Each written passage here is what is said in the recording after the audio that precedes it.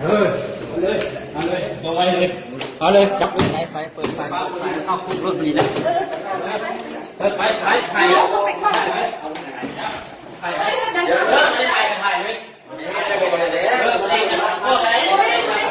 มึงให้หนักมึงให้หนักไม่ว่าเขาไม่อยากเขาไม่ได้ไม่ได้เมื่อวานครับเซ็นกันแล้วนี่นะไม่วางก็ได้ถ่าย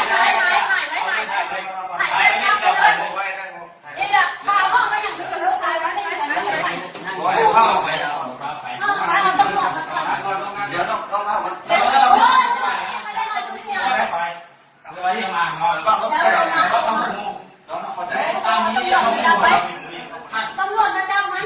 ปฏิเสธตำรวจมันกระทั่งตำรวจนี่แหละมันยังห้ามขวาตัวนี้แหละ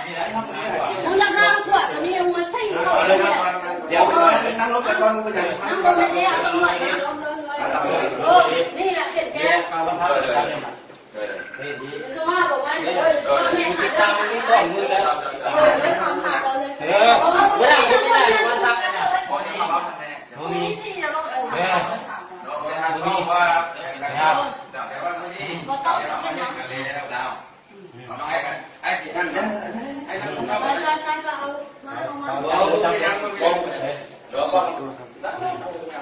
ต้อง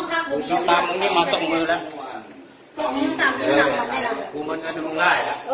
นั่นมันจะข้ามตัวกว่าเหตุการณ์ตัวนี้เลยมันจะข้ามกว่าตัวนี้จะมีงานแล้วเขามันไม่ได้ไม่ได้ดูได้นะ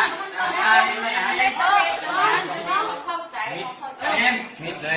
ต้องออกมาไปนั่งต้องหลับมาจับเลยเอาต้องหลับมาจับเลยคุณจะเอาตำรวจมาจับเขาต้องเด็กจะตำรวจมาจับใส่เลย